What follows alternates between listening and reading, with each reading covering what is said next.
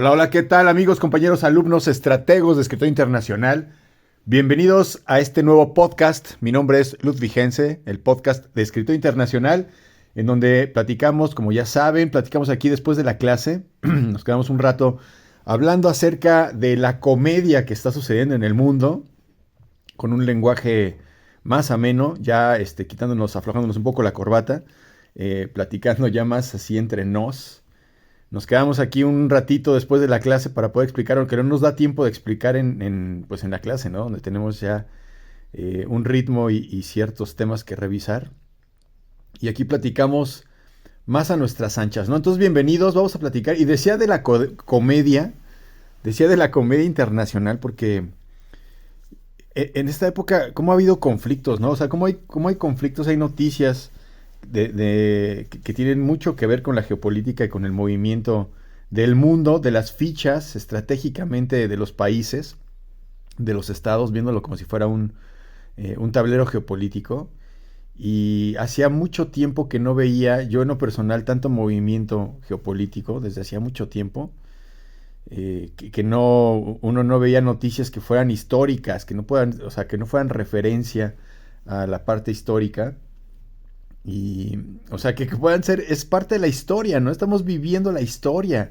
Estamos viendo noticias que son históricas, ¿no? Con lo de Siria, con lo de Palestina, con la guerra en Ucrania. Y viene reforzándose con todo este movimiento pues del crecimiento de las oposiciones o de las alternativas de los países que organizan, ¿no? De los BRICS que organizan alternativas al dólar, al occidente, la crisis de Occidente, la crítica al occidental, al capitalismo, todo eso que estamos viviendo hoy en día es muy álgido, ¿no? Hay movimientos todos los días, prácticamente todos los días, cosas que pueden determinar el futuro. Una de las últimas, pues lo que estamos siguiendo, ¿no? Lo de Donald Trump, las elecciones, todo lo que ha dicho que va a ser el día uno y cómo vemos que que se va armando su estrategia, que se va armando su gabinete y ya podemos percibir y perfilar ciertas políticas, ¿no? Ya, o sea, todo lo que viene con respecto a esto, la expectativa, todo el tiempo está latente. Y ahorita bueno, va a haber un movimiento importante también en América Latina. Con eso me había quedado con respecto a Venezuela y lo que puede suceder en Venezuela. Ahora que va a haber, que va Nicolás Maduro a tomar posesión del país y que hay un conflicto bien importante. Yo no me acuerdo de esa sensación de leer los diarios y de saber que pues en cualquier momento se definen cosas muy importantes. Ya la última vez que me acuerdo de eso fue cuando estaba en la universidad, me acuerdo a mí me tocó, bueno, algunos de ustedes saben, rápido les hago el comentario, que algunos saben que estudié en varias universidades, en unas universidades privadas y en otras públicas. Yo terminé de estudiar en la universidad en la UNAM. Y entonces en mis primeras aventuras a mí me tocó el evento de las Torres Gemelas el 11 de septiembre. Yo estaba en clase, estaba en una universidad privada y entonces recuerdo mucho porque cuando sucedió pues fue en la mañana y eran como las 9 de la mañana, eran como las 7 de la mañana, era muy temprano. Y entonces recuerdo que llegó la secretaria pues de ahí de la sección, muy agitada y abrió la puerta y estábamos teniendo clase precisamente con un profesor de geopolítica y nos dijo, hubo un atentado en Estados Unidos y entonces todos corrimos. En ese momento la única televisión estaba en la cafetería, entonces fuimos a la cafetería y prácticamente vi en vivo el segundo avionazo porque estábamos todos muy expectantes. Y ya estábamos en la cafetería y bueno, no tengo recuerdo particular así de haber visto el avionazo en vivo, ya después lo vimos, todo el mundo lo vimos ya en muchos videos, entonces no podría decir si fielmente lo vi en ese momento, pero pues recuerdo que bajamos y estábamos todos ahí pues expectantes y empezábamos a hablar acerca de los grupos terroristas y de dónde habían venido y entonces ahí bueno estábamos estudiando precisamente de dónde surgen y de dónde tienen financiamiento y cuál es su ideología. Los grupos, los movimientos islámicos, por ejemplo, fundamentalistas, pues son eso, ¿no? Fundamentalistas y tienen una interpretación muy, muy, muy laxa muy poco, no muy laxa, más bien lo contrario, ¿no? Muy hermética en el sentido de la interpretación y entonces, bueno, es muy peligroso. Pero hay muchas interpretaciones del Islam incluso. Y bueno, ahí fue, yo recuerdo, o sea, ya la aventura, ¿no? Porque estaba ahí estudiando, entonces también me marcó muchísimo el justamente haber estado mirando en ese punto, ¿no? Ya independientemente de la noticia, en la época en la que estaba sucediendo esto, pues yo ya estaba estudiando al respecto y me tocó así esa parte, ¿no? Me tocaron varias cosas vivirlas así. Por eso luego también les digo que los que estamos vivos ahorita, pues podemos ser partícipes de la historia, ¿no? En siguientes generaciones van a hablar acerca de cuando sucedía lo que está sucediendo ahorita, ¿no? En la posmodernidad. Y, y bueno, todo esto para precisamente poder aterrizarlo a lo que está pasando con Venezuela. Nada más voy a hacer un comentario rápido, porque pues es algo que sucede y que le habíamos estado dando seguimiento y que me han preguntado porque tiene que ver con varias cosas. Entonces, bueno, después de esta pequeña historia, les doy la bienvenida a este podcast de Escritor Internacional.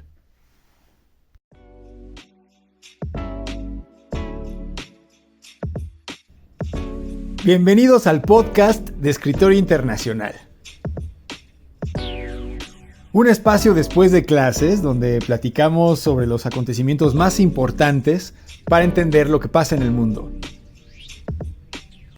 Mi nombre es Ludwig Hense, estudiante, profesor e investigador, especialista en relaciones internacionales, y te doy la bienvenida a este podcast de Escritorio Internacional.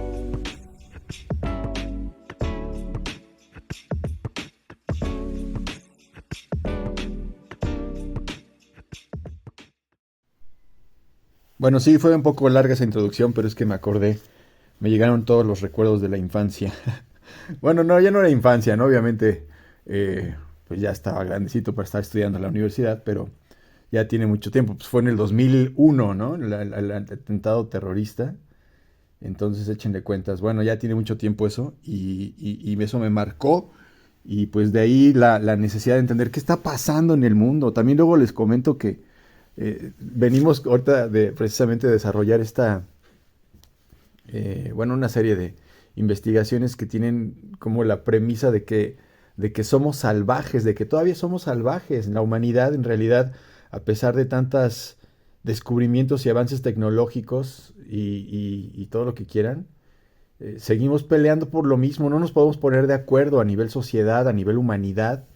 Peleamos por los recursos, peleamos por el dinero y se trastorna toda la perspectiva que podamos tener acerca de la vida, de lo que es importante. Todavía estamos luchando por sobrevivir en lugar de vincular las capacidades que tendría el ser humano. Y bueno, de ahí viene una reflexión muy profunda porque pues precisamente es lo que yo en lo personal me he estado preguntando a lo largo del tiempo, en qué punto de la humanidad vamos, ¿no? No sé si les pasó también a ustedes en algún momento que, o sea, yo de niño tenía la sensación de que ya la humanidad ya había llegado a su clímax, como que ya todo estaba inventado, ¿no? Incluso a mí, en la familia, mi madre alguna cosa así loca que veía en la televisión, o alguna moda o alguna cosa, decía, ay, no saben ya ni qué inventar, ¿no? Tenía un poco a lo mejor a alguno de ustedes les suena, sobre todo en México, que los papás decían, o los abuelos decían, ya no saben ni qué inventar. Y daba la sensación pues de que ya estaba todo inventado, ¿no? Ya para qué inventan cosas, ya nada más son como deformaciones de lo que ya funciona. Bueno, esa era mi interpretación, pero pareciese que así fue, ¿no? Finalmente también la influencia de Estados Unidos cuando ganó después de la caída del muro de Berlín y luego la caída de la URSS, cuando ganó ya como superpotencia mundial la hegemonía, Estados Unidos fue el super triunfador, pues al mismo tiempo su cultura, su paradigma, su forma de ver al mundo, pues también fue la ganadora y es como el paradigma de que así deberían ser las cosas, ¿no? Es el modelo a seguir. Y esa cultura se trató de implementar en todo el mundo y esa perspectiva, esa forma de pensar que esa es la correcta, ¿no? Como si ya, por eso decía, ¿no? Como si ya todo estuviera inventado. Y bueno, a lo largo del tiempo Es un error, ¿no? Pensar que ya estamos construidos definitivamente cuando, pues, como dicen, ¿no? La única constante es el movimiento. Y entonces, pues en este movimiento, luego cuando hacemos estos análisis históricos, nos damos cuenta de que seguimos, como decía, ¿no? Peleando desde lo mismo que peleamos en el Imperio Romano. Bueno, peleamos, digo, como humanidad, ¿no? O sea, en general, pues ha sido por mantener los imperios, mantener la influencia, el control de los medios de supervivencia, a final de cuentas, ¿no?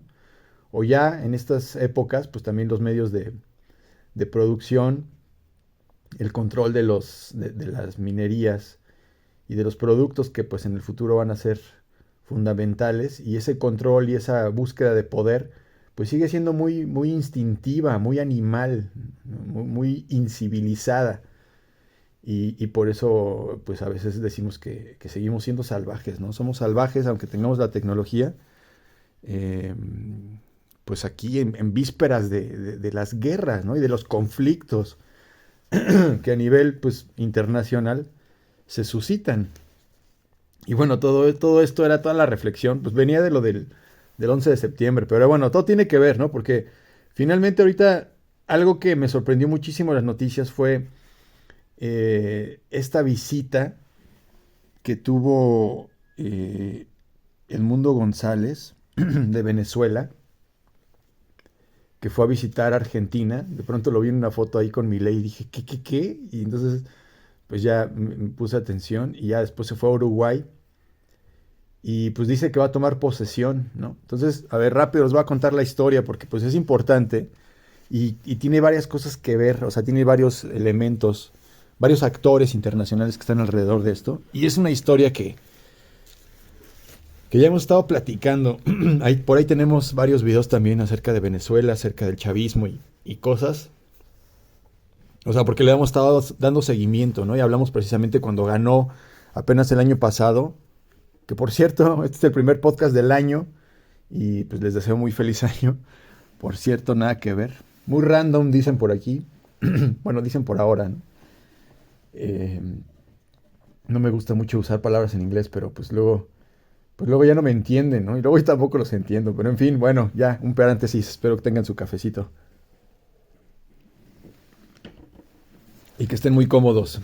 Bienvenidos a este 2025. Bueno, les cuento rápidamente. ¿Qué pasó? Bueno, pues el año pasado hubo elecciones, ganó Maduro. Maduro es de izquierda, ¿no? Maduro es la herencia del chavismo.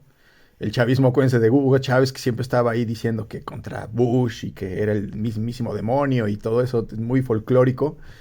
Y está en contra del imperialismo. Retoma estos valores del antiimperialismo.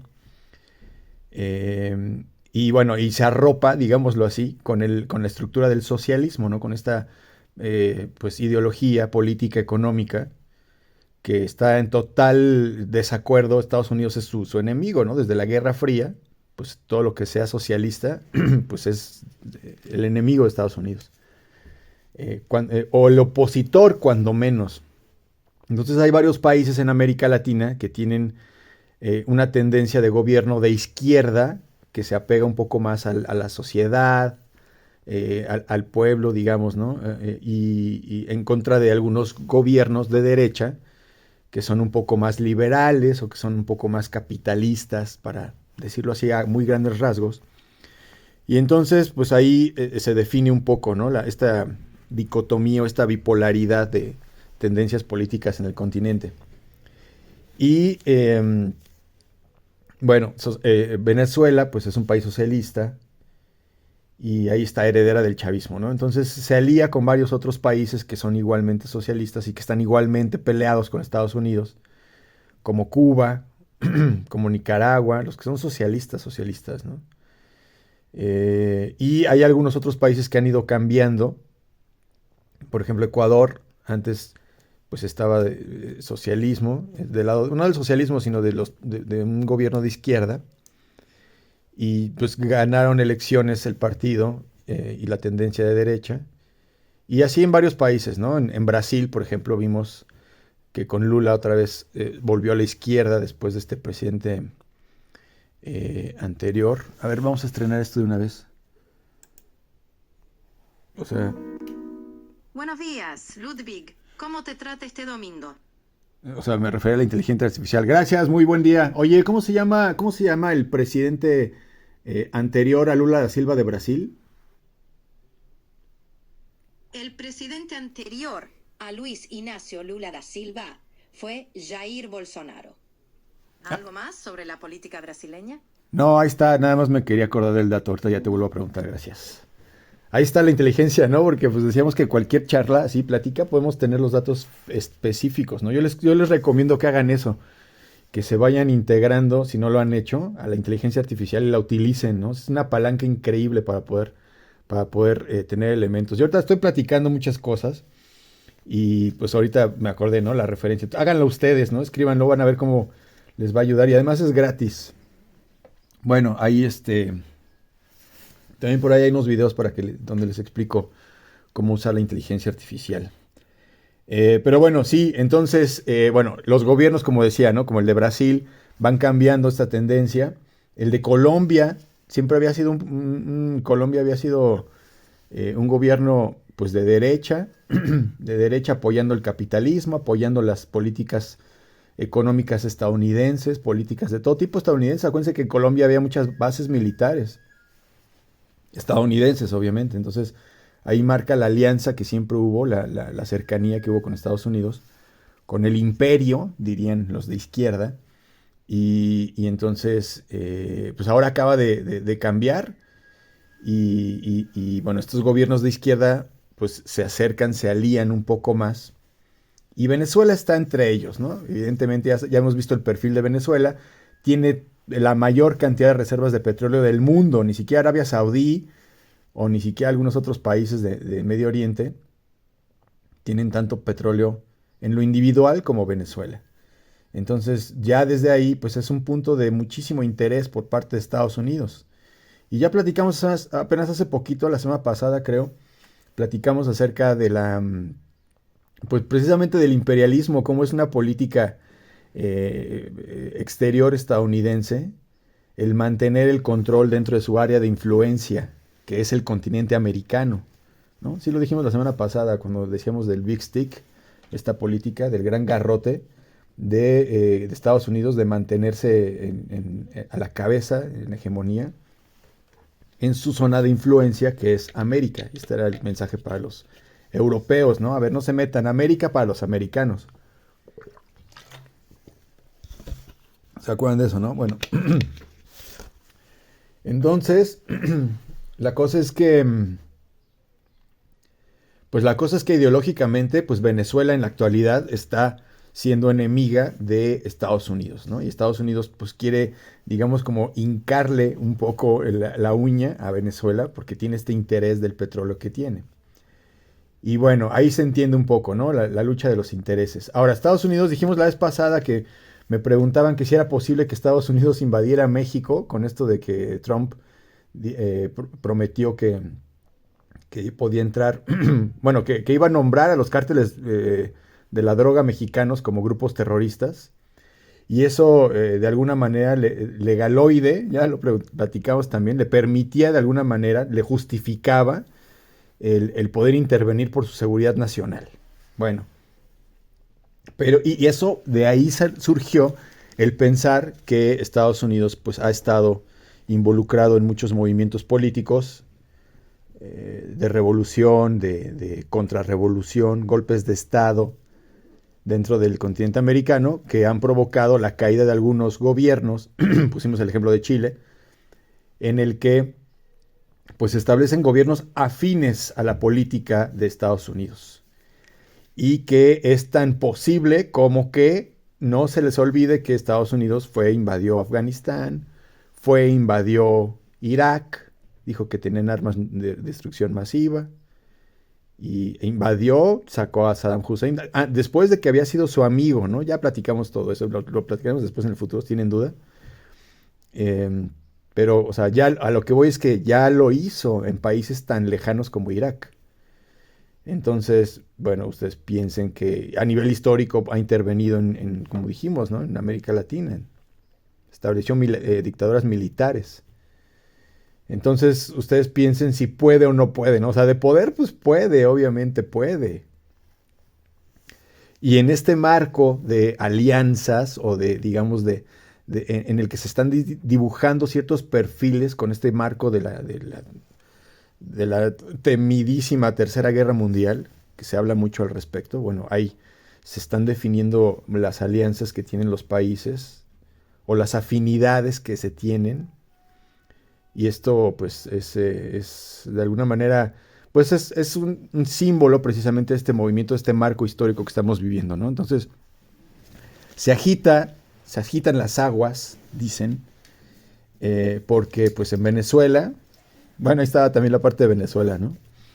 En Venezuela hubo elecciones presidenciales, ya desde siempre, obviamente, desde que estaba Chávez en el gobierno, pues a Estados Unidos no le gustaba que estuviera Chávez, porque pues le mentaba la madre todo el tiempo a Bush, ¿no? Le decía que un montón de cosas, ¿no? Ahí está también las ligas para que vieran, pues cómo era muy, muy directo, ¿no? Muy directo. Tenía todo el poder, todavía, ¿no? Venezuela tiene algo que tiene el gobierno muy claramente definido, es que tiene el apoyo, una gran cantidad de apoyo popular, pero sobre todo el apoyo militar, tiene el control de todo el ejército y de todas las diferentes estructuras militares, ¿no? Hay algunos que se le han tratado de voltear, pero inmediatamente los han logrado neutralizar. Entonces el ejército está con el gobierno venezolano desde Chávez hasta Maduro. Y eso es algo que, pues ya teniendo el poder físico, el poder militar de tu lado, pues ese poder impone, ¿no? Por mucho que uno pueda estar en desacuerdo de cosas, pues si tienes el poder militar de poder exigir que se respete pues tu voluntad, pues lo puedes hacer, ¿no? Pues tienes ese poder. Y bueno, esa es una de las características, otra de las características que tiene Venezuela, que tiene ahí a disponibilidad del gobierno. El gobierno está vinculado, pues es parte del eje del gobierno, ¿no? Ya vimos también, bueno, como decía, ¿no? La historia de Chávez y cómo el golpe de Estado logró imponer ahí el gobierno de Chávez. Chavismo, socialismo de América Latina. Entonces, pues ya ganó Chávez. Chávez se mantuvo en el gobierno durante todo el tiempo, después le dio cáncer y murió. Por ahí había bueno, unas teorías conspiranoicas que decían que el cáncer se lo habían provocado los gobiernos o al gobierno estadounidense que estaba investigando cómo poder transmitir ciertas cosas desde lejos, ¿no? Bueno, ahí hay varias historias. Ahorita me acordé. Porque pues estaba en apogeo y de hecho estaba buscando alianzas. Acuérdense todo el desarrollo de lo que hizo Chávez en el sentido de la izquierda en América Latina. Creó organizaciones internacionales, el ALBA, que pues buscaba lo que siempre va a buscar, lo que buscaba el San Martín y ¿cómo se llama? Perdón, se me fue el nombre. Ay, se me fue el nombre. Aquí lo estoy viendo así en mi mente, pero se me olvidó. Bueno, el Libertador de América.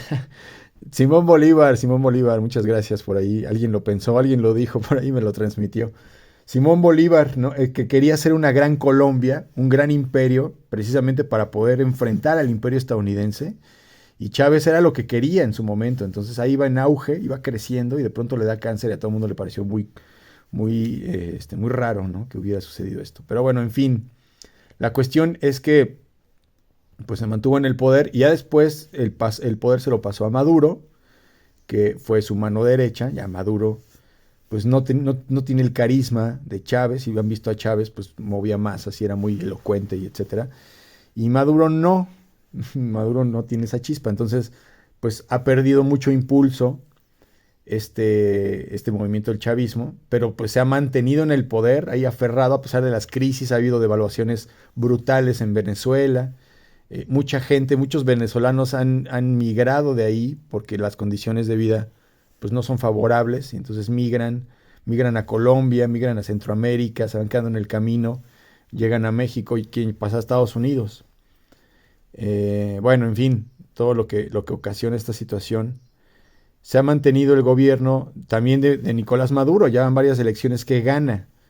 Entonces al principio pues sí era creíble, pero ya las estadísticas iban haciendo notar que ya no era tan popular, ¿no? La crisis, como decía, ¿no? Hay las devaluaciones económicas en el país.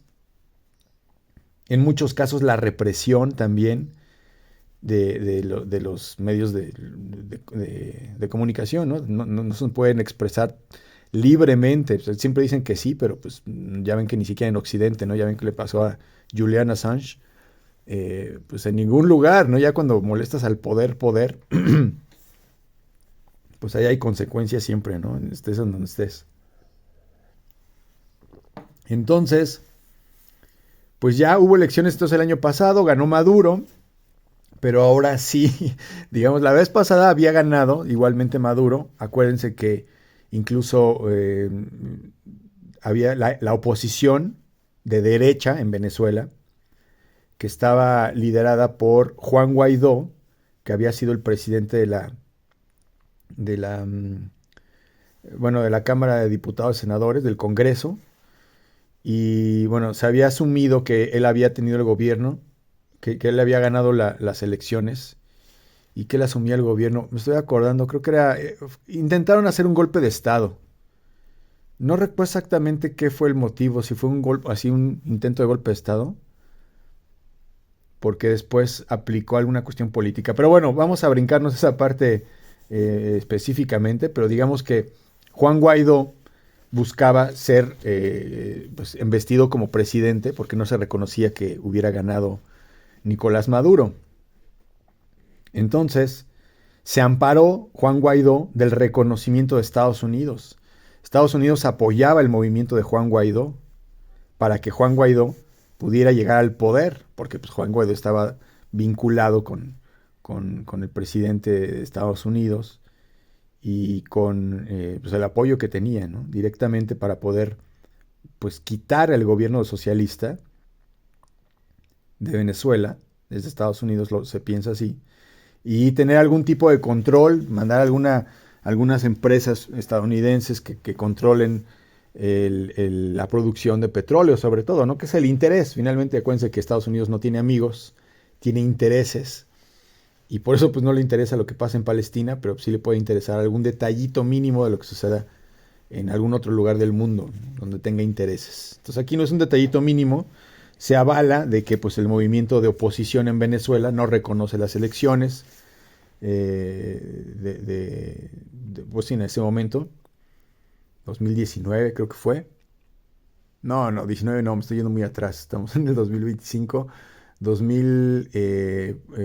pues sí, posiblemente 2019, 2023 más bien fue las elecciones, a ver, ahorita 2023, por ahí más o menos, antes, 2022, 2021 puede ser.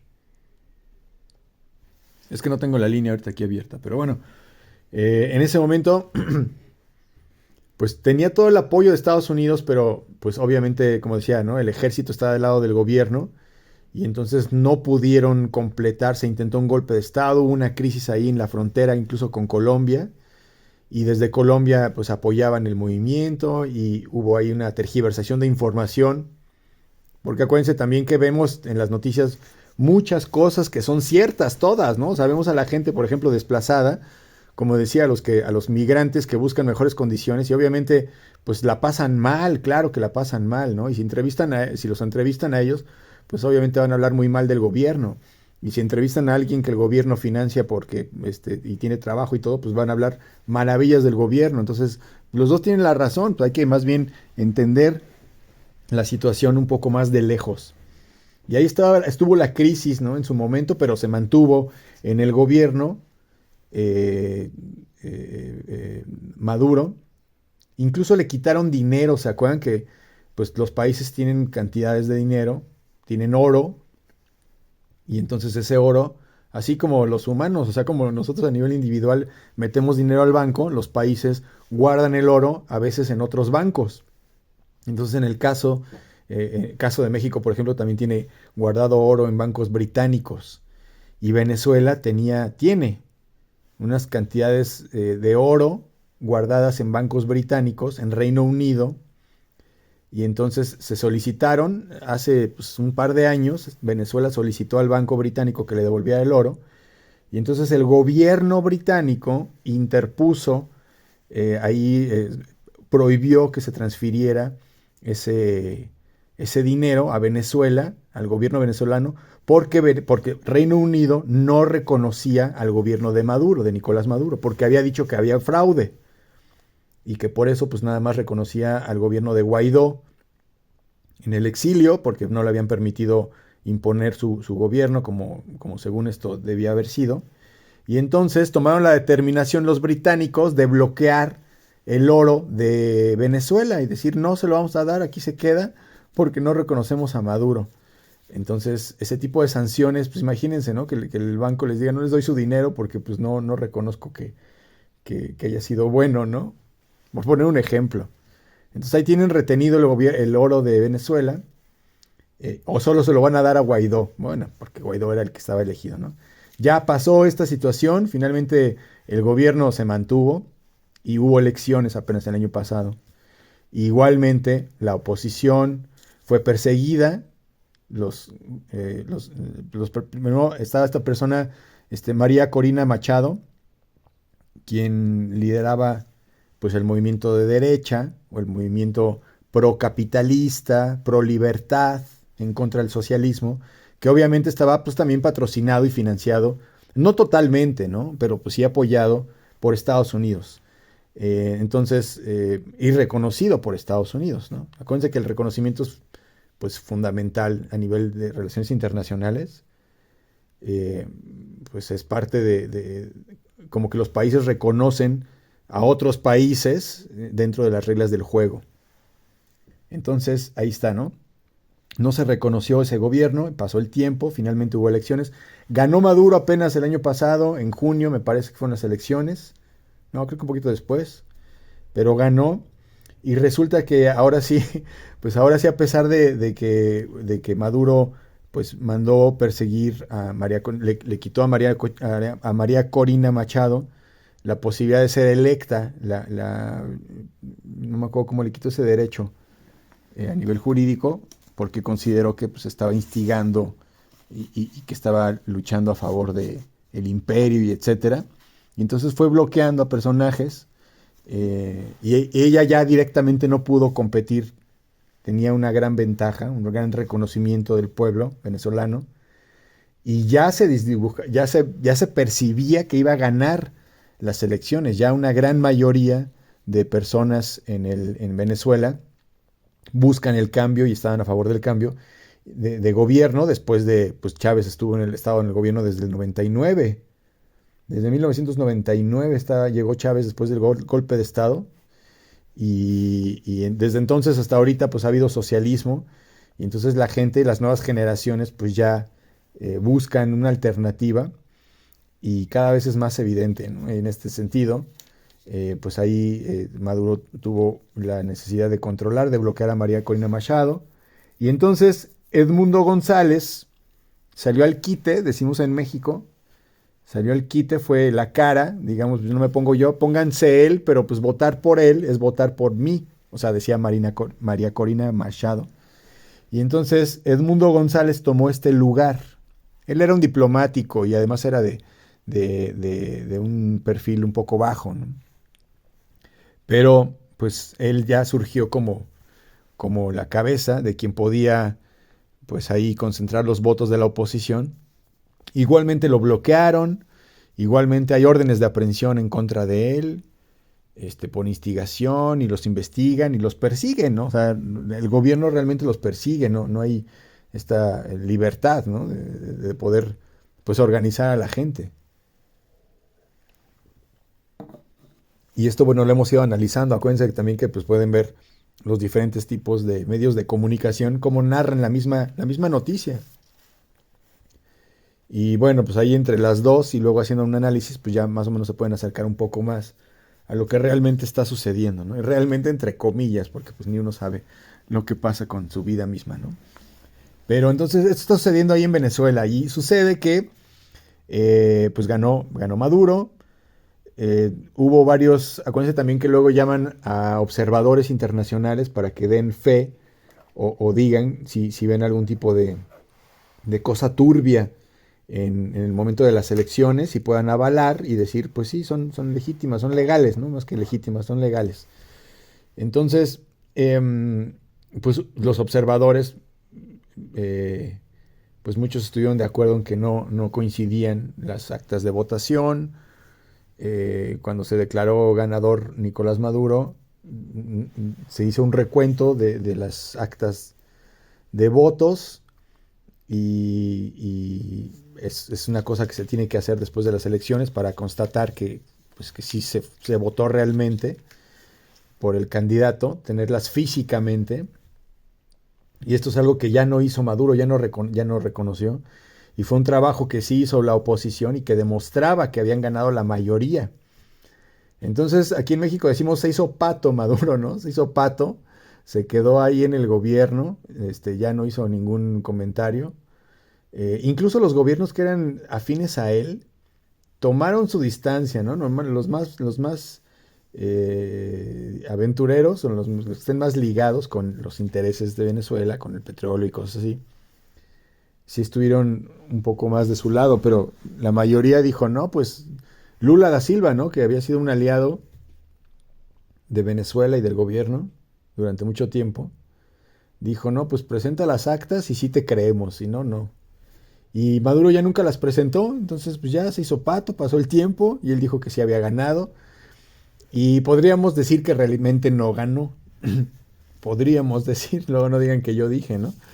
Pero pues todo apunta a que realmente ya no ganó, entonces, pero él se mantiene en el gobierno y toda la estructura del gobierno, o sea, todo su paradigma sigue en esa idea, ¿no? Él sigue aferrado a que sí ganó, ¿no? Ya todo el mundo le enseñó, oye, pero mira, aquí están las actas y además tú metiste a la cárcel a estas personas y persigues a esto. No, no, no, sí ganamos y es la revolución y todo. Y en los discursos, pues obviamente pone ahí a sus cuates, ¿no? A que aplaudan y cuando está dando el discurso y habla de Venezuela y luego empieza a gritar y se exalta y, ay, es muy emocional y quiere copiarle a Chávez, pero pues no le sale. Pero bueno, en fin, no es una crítica, no viene a perseguir luego ahí en Venezuela. Este, es una, es una, es un, es un, es un comentario, pues, ¿no? Entonces, bueno, ahí está esta parte de lo que está sucediendo. Entonces, pues, finalmente Edmundo González dijo que ganó y se exilió, salió de Venezuela, lo están buscando en Venezuela por difamarlos y tiene ahí varias acusaciones por parte del gobierno y el gobierno lo está buscando. Y él salió exiliado, pues para que obviamente no lo aprenda, ¿no? Entonces, él y todo el movimiento pues de políticos de derecha busca aliados a nivel internacional. Su aliado más fuerte, pues es Estados Unidos, evidentemente, pero busca también aliados regionales. Y por eso les comentaba al principio que de pronto lo vi ahí en las noticias, me lo topé, primero con Milei. Y bueno, Milei, pues ya también hemos platicado de Milei, en Argentina, el presidente de Argentina, que cambió radicalmente también después de tener una tradición, el gobierno de Argentina, una tradición de gobiernos de izquierda. Llegó Milei y dijo, no más, abajo la casta, se refería a todos los gobiernos que ya habían estado instalados en Argentina desde mucho tiempo, ya los tachaba de corruptos. Acuérdense que Cristina de Kirchner, tenía varias demandas de corrupción y bueno, en fin, ¿no? Ya igualmente se había enquistado ahí, se había mantenido ahí un movimiento socialista en el poder a lo largo de mucho tiempo y entonces, y con crisis constantes, bueno, en fin, Argentina tiene que estar pagando un crédito al Fondo Monetario Internacional durante muchos años que perjudica a la sociedad argentina. Tienen que prescindir de ciertos programas sociales para poder pagar la deuda. Y en fin, ¿no? Así, habían tenido una crisis larga. Y bueno, llega Milei y dice, no, aquí vamos a estar ahora gobierno de derecha, ¿no? La motosierra, ¿se acuerda que estaba ahí con su motosierra? Y ya ganó las elecciones, dijo que iba a recortar todos los programas sociales y que rásquese como pueda, cada quien como quiera, ¿no? Libre mercado total, el gobierno no va a intervenir en la economía. O sea, toda la política económica estadounidense, capitalista de libre mercado. Entonces, bueno, Argentina inmediatamente se perfiló en este sentir. Estados Unidos, aliado de Argentina, ya no de Colombia, porque en Colombia ya estaba Gustavo Petro, que es de izquierda, y Gustavo Petro pues le dio la vuelta al mando, ¿no? Ahí es donde vemos los quiebres geopolíticos, ¿no? Que de pronto este era de izquierda y ahora es de derecha, y este es de derecha y ahora es de izquierda. Y entonces, pues por ejemplo, en el caso de Milei, pues fue tirando todos los convenios que tenía con gobiernos de izquierda. Incluso se negó a participar, ya le habían permitido unirse a los BRICS, a estas economías emergentes. Medio mundo quiere meterse a los BRICS. Bueno, no tanto como medio mundo, pero mucha gente, muchos países, pues, ¿no? Muchos estados están en lista de espera para poder integrar los BRICS, que son, pues, ya platicamos también de eso, ¿no? Son este grupo de países emergentes que tienen convenios comerciales que favorecen a sus economías, ¿no? Entonces cobran poquitos aranceles, etcétera, etcétera. Entonces ya estaba Argentina ahí inscrito. Y llegó y me dijo, no nos vamos a meter en esa cosa. y entonces viró por completo la economía y la política argentina a la derecha.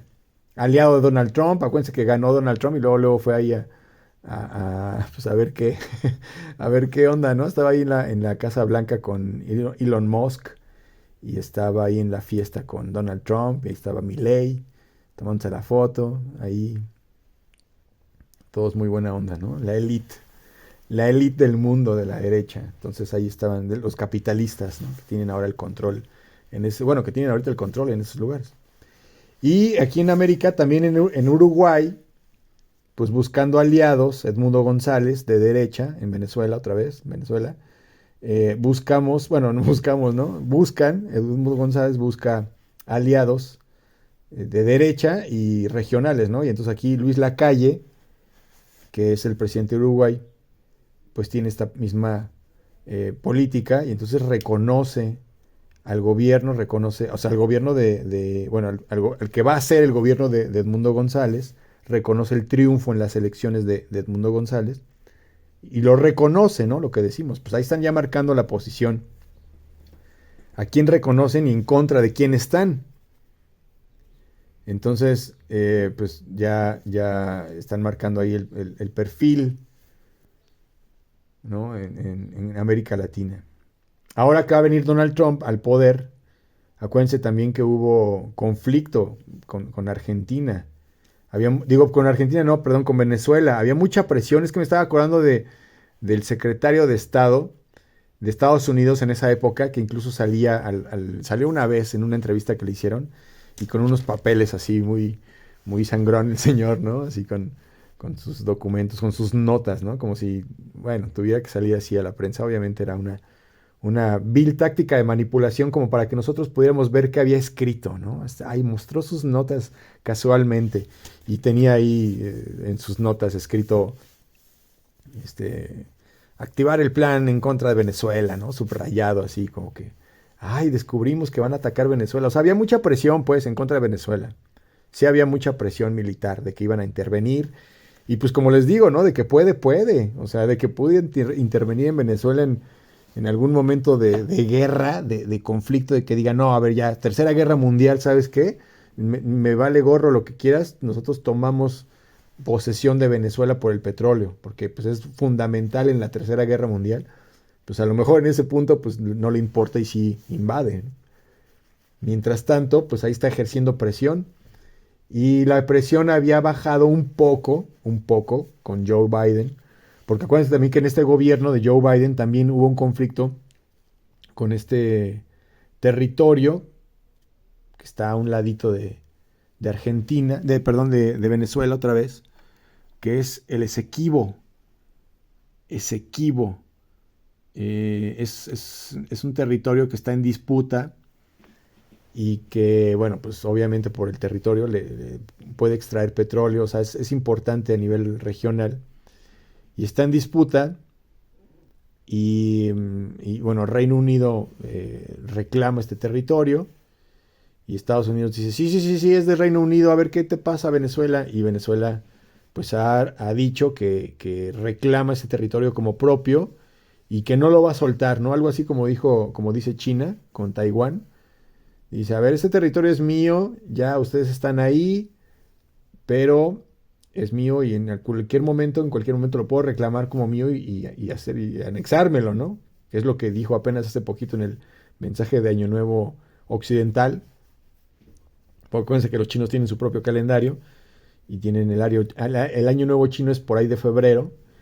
Y entonces, bueno, el Xi Jinping dio este discurso de Año Nuevo Occidental y dijo, acuérdense que Taiwán es de China y nada va a detener, o sea, es inevitable la anexión. No nomás les aviso, entonces avisó.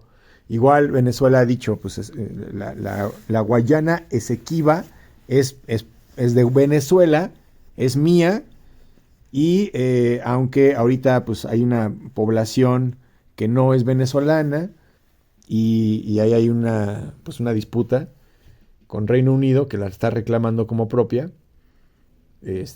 Pero bueno, ahí ya pusieron sus, digamos, sus posiciones, se fue la palabra, sus posiciones con respecto a este territorio. Entonces, pues ahí está latente esa parte del conflicto en el gobierno de Joe Biden. Y ahora que viene Donald Trump, pues es un poco como el niño buleador, ¿no? Donald Trump como que llega y dice un montón de cosas y está ahí como buscando pelea. Y como es el más fuerte, como que es muy engreído, ¿no? Bueno, es mi impresión un poco también a nivel psicológico, porque pues también, obviamente, pues la política exterior en este caso, pues toma los principios del presidente, ¿no? De quien lo dirija en ese sentido. Entonces, pues es un poco como el niño buleador que viene a ver qué, y entonces, pues a lo mejor va a buscar pelea. Ya tiene un periodo Donald Trump de experiencia en el gobierno, y pues el poder que maneja es pues internacional, ¿no? Entonces está muy consciente de que de que es la última oportunidad que tiene de gobernar, y ya está consciente de la forma en la que lo hizo. Y digamos que a nivel estadista está en la mejor posición, ¿no? Ya tiene la experiencia previa, no llega y apenas empieza a ver cómo funcionan las organizaciones o sus secretarías o cómo funciona el gobierno, o sea, ya sabe perfectamente, ya tiene los contactos perfectamente definidos ahí, tiene la mayoría en el Congreso incluso, ya eligió su gabinete, entonces tiene una posición estadista en el que va a tomar decisiones que, como su política, ¿no? De la política de Make America Great Again, MAGA, por sus insignias, ¿no? Por sus letras, ¿no? Make America Great Again. Va a buscar, o sea, acuérdense que Estados Unidos está decayendo a nivel hegemónico.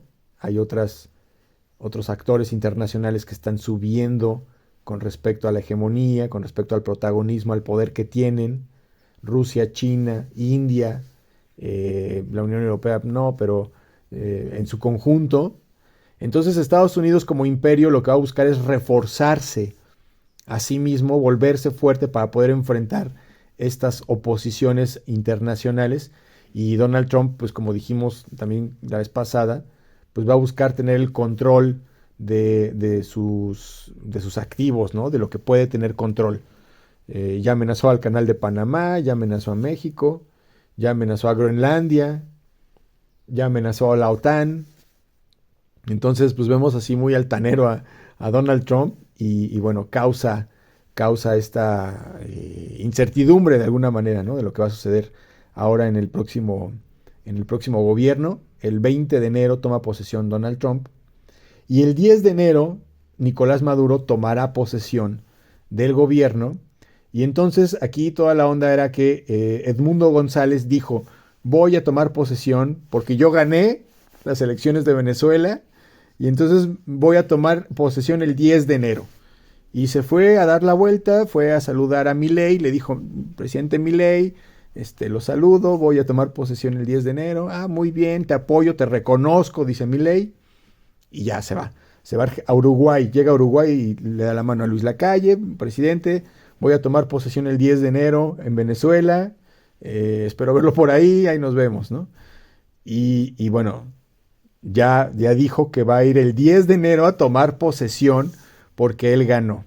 A lo que obviamente pues Nicolás Maduro ya dijo que está loco, que como cree, y ya desplegó a 1,200 efectivos ahí cerca de las fronteras. O sea, lo están persiguiendo, tiene una orden de aprehensión Edmundo González en Venezuela. En el momento en el que ponga un pie ahí, lo van a prender, lo van a meter a la cárcel por disidente y por un montón de cosas que le puedan, de lo que se le pueda culpar.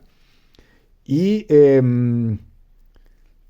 bueno, pues ahí está, ¿no? O sea, por eso de pronto yo digo: ¿cómo es posible que de una semana para la otra hay noticias tan trascendentales como esta, que de pronto nos dejan la expectativa, ¿no? Es una telenovela, a ver, ahora no me la quiero perder, no se la pierdan, amiguitos, el 10 de enero en Venezuela. Hay que ver qué va a pasar, ¿no? ¿Qué va a pasar? Bueno, no es que sea mago ni nada, pero pues como dije al principio, el ejército está del lado de Nicolás Maduro. Y si sucede lo que dijo Edmundo González, de que va a llegar y va a tomar posesión, pues en el primer momento en el que pise Venezuela, pues va a ser aprehendido y lo van a llevar a la cárcel. Y a lo mejor Estados Unidos se va a pronunciar y va a decir que es pues que es ilegal y que detuvieron al presidente. Y bueno, acuérdense que por pretextos de ese tipo, pues se desencadenan golpes de Estado y cuestiones que puedan resultar peligrosas, ¿no?, para este movimiento geopolítico. Entonces, un movimiento en falso puede provocar una catástrofe mundial. Desde la época de la crisis de los misiles, 1962, no habíamos vivido una tensión de guerra, o sea, de posibilidad de guerra mundial hasta ahora, ¿no? Hasta ahora. Y cada movimiento que pueda tener algún actor internacional, pues puede influir pues en el mundo, ¿no? Acuérdense del efecto mariposa. También la posición que uno pueda tener con respecto a los conflictos internacionales, si estás a favor de Palestina o no, o si estás a favor de Israel o no, o la posición finalmente que se pueda tener, también marca una tendencia. Y bueno, son muchos factores que pueden determinar la cercanía o la lejanía de uno o de otro país de estos hegemones que están protagonizando en este momento al mundo: Rusia, China, Estados Unidos. Y bueno, también ya lo platicaba, pues la gente de a pie, pues estamos expectantes de lo que realmente pueda suceder, ¿no? Un control como tal, pues no tenemos. Y precisamente nuestra responsabilidad está en entender lo que pasa en el mundo. Entonces, bueno, así la situación, ¿no? Así la situación en el presente. Como digo, pues no se pierdan el 10 de enero y el 20 de enero en Estados Unidos. Allá nos vemos para poder analizar qué es lo que va a hacer Donald Trump en su primer día. Como ya prometió, el primer día voy a hacer esto. Vamos a ver qué es lo que sucede estos primeros días de su gobierno en este primer mes de enero de 2025. Bueno, jóvenes, hasta aquí los dejo. Muchas gracias por haber escuchado el programa. Los invito a que pregunten, a que comenten, a que se suscriban al canal, le den like a Facebook. Acuérdense que esa es la forma en la que tenemos para podernos comunicar. Ya una vez que le den like a la campanita de suscripción y a todas esas cosas, para poder tener el vínculo ya de cuando haya producciones nuevas, hacemos videos y bueno, todo lo que ya saben que trabajamos en Escritura Internacional, para que estén enterados y sea nuestro canal de comunicación. Y comuníquense también, pregunten, participen. Eventualmente respondemos las preguntas y hacemos análisis acerca de lo que a ustedes les interese. Y por eso pues estamos abiertos a escucharlos, ¿no? En Escritorio Internacional nos dedicamos a entender lo que pasa en el mundo y por eso los invitamos a que nos sigan por todas las redes. Entonces, bueno, ahí está, muchachos. Les agradezco. Mi nombre es Ludwig Hense y nosotros nos veremos en el futuro.